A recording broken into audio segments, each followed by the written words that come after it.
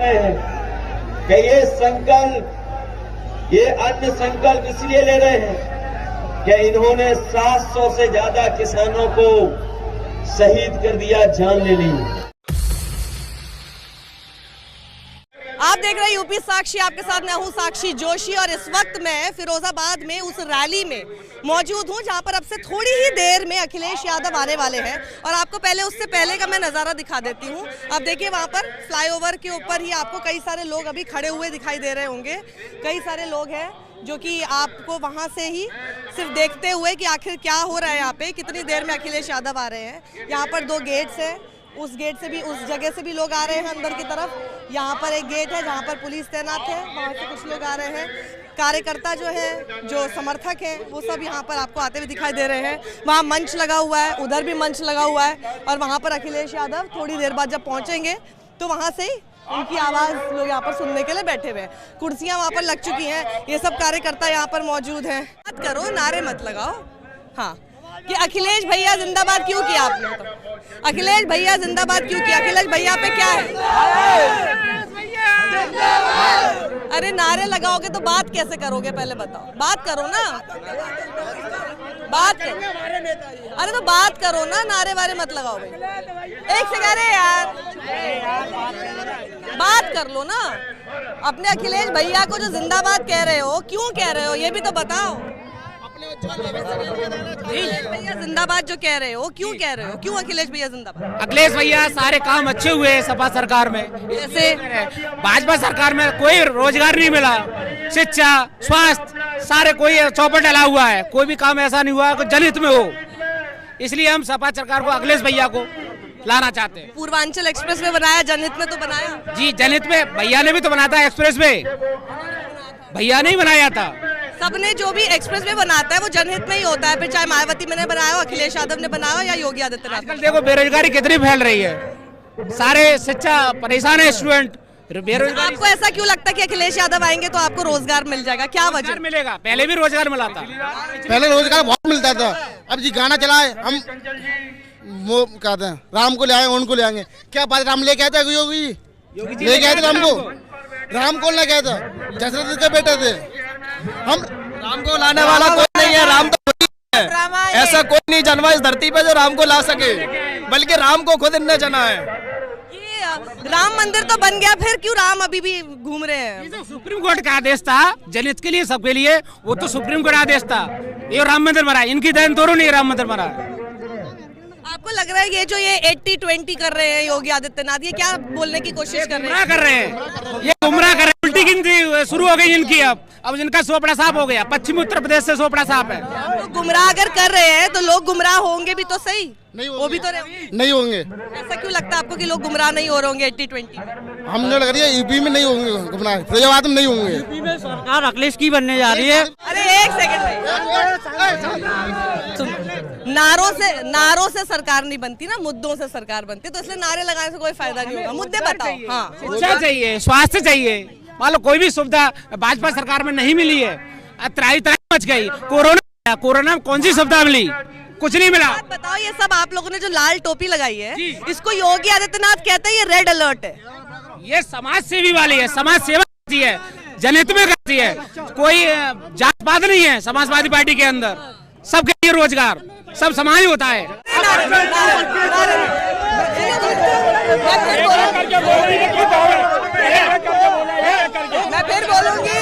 मैं फिर बोलूंगी नारों से सरकार नहीं बनेगी, आप मुद्दे बताएंगे तो बनेगी, ठीक है? अब जरा एक बात बताइए, एक सेकंड। ये जो भाजपा वाले कहते हैं आप लोगों को के लिए जो गुंडे शब्द का इस्तेमाल करते हैं, ये आपको चुभता है? बिल्कुल चुभता है। और मैं एक मिनट और मैं ये कहूँगा, अगर रोजगार नहीं होगा देश में तो गुंडे तो खुद ही बन जाएंगे। तो इसीलिए तो वो इस्तेमाल करते हैं क्योंकि आपको फर्क पड़ता है। आप फर्क पड़ना क्यों लगता है आपको? देखिए साहब, जिंदा सबूत है, किसानों को किसने मारा? सपा वालों ने मारा, भाजपा वालों ने।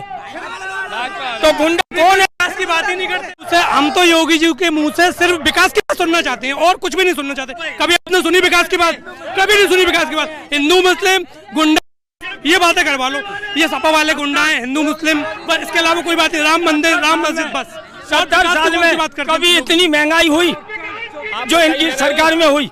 बताएं आप। फिर वो कह रहे हैं डबल इंजन की सरकार है तो केंद्र में हमारी सरकार है तो यूपी आगे बढ़ेगा। ये तो सरकारें आती जाती रहती हैं, इससे पहले औरों की भी आई सरकारें। अच्छा, समाजवादी पार्टी के कार्यकर्ताओं को केंद्र में किसकी सरकार अच्छी लगती है कि उनको लगता है कि आपकी सरकार आगे? कांग्रेस में, कांग्रेस की लेते। बीजेपी में हमारे व्यापार बिल्कुल बंद हो चुके हैं, हम सड़कों पे चुके हैं। हम ये चाहते हैं फिर से कांग्रेस आए, बीजेपी से हम कतई नहीं चाहते बीजेपी आए। तो कांग्रेस आपको केंद्र में तो अच्छी लगती है पर यहाँ आपके बात नहीं बनती उनके साथ। यह मामला दूसरा है, ना उत्तर प्रदेश है ही नहीं। यहाँ तो विकास हमारा अखिलेश के लिए, ये अखिलेश है भैया। कोई आजकल ये जो प्रियंका गांधी लड़कियों को बता रही है, लड़ना सिखा रही है, सब करे, उसके बारे में आप लोग की क्या राय है? मौका दिया जाएगा। चाहते हैं कि उत्तर प्रदेश की लड़कियां जो है ऐसी सशक्त, एमपी में आएंगी, एमपी में को भी मौका दिया जाएगा, मगर पहले बाबा को हटाओ और अखिलेश को। अच्छा, ओवैसी के बारे में क्या सोच है? ओवैसी कुछ नहीं, कुछ नहीं।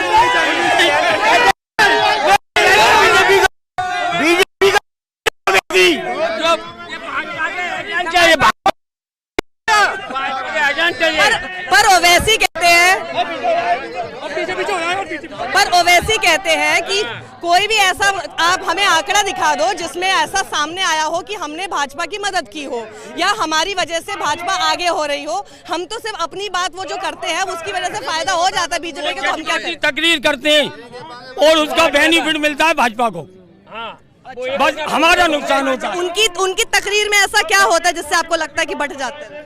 बढ़ नहीं हो जाते हैं कि हम सोचने समझने का मात्रा रखते नहीं है। आपका नाम क्या होता है? मेरा नाम फिरोज भाई। ठीक है, तो आपके मुंह से ये बात मैं सुनना चाहती हूँ। आपको ऐसा क्यों लगता है कि वो ऐसी बात करते हैं तो लोग बंटते हैं? कौन लोग बंटते हैं? आज तक वो कहीं कामयाब नहीं हुए, उनका काम है बांटने वाला। वो बांट के चले जाते हैं हैदराबाद और हमें यहाँ छोड़ जाते हैं। अच्छा, बताइए कुछ एक उदाहरण दीजिए कि उनकी ऐसी कौन सी तकरीर होती है जिससे कि बंटता है आदमी? अब हम आते हैं उनको देखने और भाजपा वाले ये समझ जाते हैं कि मुस्लिम समाज एक हो गया, उसका बेनिफिट मिल जाता है भाजपा को, हम हार जाते हैं। ये है बस। आप लोग एक सेकंड, मैं यहाँ पे ये समझना चाह रही हूँ आप लोगों से, आप लोग क्यों अखिलेश यादव के साथ जुड़े हैं? क्या वजह है? अभी 5 साल वो विपक्ष में रहे। योगी आदित्यनाथ को तो इस बात का भरोसा है कि इस बार उत्तर प्रदेश पहली बार रिपीट भी कर देगा सरकार। देखिए, सबसे पहले उत्तर प्रदेश के मुसलमानों के लिए संदेश है कि 5 साल में जो बाबा ने मुसलमानों को मारने का काम किया है और जो बयान दिया है कि हम गर्मी ठंडी कर देंगे, तो एक मुसलमानों के लिए संदेश है। पूरे उत्तर प्रदेश के मुसलमानों को समाजवादी पार्टी को वोट देने चाहिए, बंटना नहीं चाहिए। नहीं तो अगर योगी बाबा की दोबारा सरकार आ गई, उनके एक शब्द से आप यकीन कर लीजिए, उन्होंने कहा है गर्मी ठंडी कर देंगे, तो सीधा संदेश है कि अगर इनकी एक बार और सरकार आ गई तो मुसलमानों को, दलितों को, नौजवानों को, किसानों को, मजदूरों को ये लोग मारने का काम करेंगे। ये बिल्कुल जड़ से खत्म करने की तैयारी। मुसलमान बट गया तो अलग अलग वोट बैंक, मुसलमान इस बार नहीं बटेगा। 80%, 20% जान ही नहीं रहा। उवैसी साहब की हम बुराई नहीं कर रहे हैं, उवैसी साहब बहुत अच्छे लीडर हैं, बहुत काबिल हैं, लेकिन ऐसे हालातों में हम लोगों की मजबूरी है उनको वोट ना देना, लेकिन उनको आगे देखेंगे। लेकिन इस समय योगी जी की गर्मी को जो ठंडी करना है वो समाजवादी पार्टी योगी जी की गर्मी को ठंडी कर सकती है। वो मुसलमान ही एकजुट होकर योगी जी की गर्मी को ठंडा करने का काम करेंगे। अच्छा, जो भारतीय जनता पार्टी के समर्थक है, योगी आदित्यनाथ के समर्थक है, वही कहते हैं कि अखिलेश यादव की सरकार में यादवों और मुसलमानों का बोलबाला हो जाता है। क्या इस बार ऐसा ही देखने को मिलेगा या सबको साथ लेके चलेगा? देखो ये गलतियां जो हुई हैं इंसानों से होती हैं, लेकिन अब ये समाजवादी पार्टी के अंदर जो बदलाव आया है, वो जो लोगों का नारा है कि एक नई सपा के अंदर नई बदलाव हुआ है। युवाओं को मौका मिला है, महिलाओं को मौका मिला है, लेकिन इस बार अगर भारतीय जनता पार्टी को कोई हटा सकता है तो समाजवादी पार्टी हर गठबंधन के हर विधानसभा में जो प्रत्याशी लड़ रहे हैं वही हटा सकता है। चाहे MIM की पार्टी हो, आम आदमी पार्टी हो, कांग्रेस पार्टी हो, ये सिर्फ और सिर्फ वोट काटने का काम कर रही हैं। समाजवादी पार्टी को उत्तर प्रदेश के अंदर कोई टक्कर देगा भारतीय जनता पार्टी को तो समाजवादी पार्टी ही टक्कर दे सकती है। अच्छा, आप एक कार्यकर्ता के तौर पे जब आपको पता है अगर आप लोगों की नेता की सरकार बनती है तो फिर जाहिर सी बात है कि अखिलेश यादव ही मुख्यमंत्री होंगे। उप मुख्यमंत्री के रूप में आप किसको देखना चाहेंगे? अखिलेश यादव। उप मुख्यमंत्री माननीय शिवपाल जी को होना चाहिए। पूरे उत्तर प्रदेश के अंदर में समाजवादी पार्टी को जमीनी स्तर पे मजबूत करने का काम किया था। राम गोपाल, आजम खान, माननीय शिवपाल यादव जी ने जयंत चौधरी के बारे में सोच रहे हैं? जयंत चौधरी को भी बनना चाहिए, उनको भी मौका मिलना चाहिए, क्योंकि एक मुख्यमंत्री उप मुख्यमंत्री तो 2-3 होते हैं, सबको मौका मिलना चाहिए ताकि सब समाज का विकास हो। और ठीक है, बहुत ज्यादा देर बात हो गई, तो ये आप एक बार देखिए, एक से थोड़ा सा जगह दीजिए प्लीज।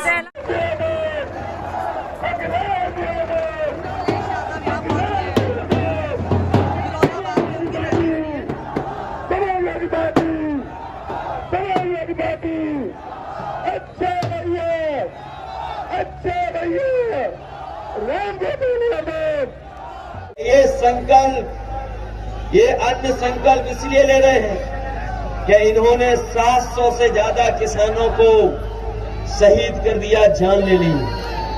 3 काले कानून लाए, 750 के लगभग किसानों की जान चली गई, लेकिन इन्होंने कानून वापस नहीं लिए। जैसे ही उत्तर प्रदेश का और पंजाब का चुनाव आया, इन्होंने कानून वापस ले लिए। लेकिन मैं जानता हूं हमारे किसान अपने मान सम्मान का चुनाव समझ रहे हैं, और ये भारतीय जनता पार्टी के लोग चाहे कान पकड़ करके 700 बार उठक बैठक लगाएंगे, तब भी उत्तर प्रदेश के किसान इन्हें माफ करने वाले नहीं है। इनको हटा करके उत्तर प्रदेश से सफाया करने का काम करेंगे।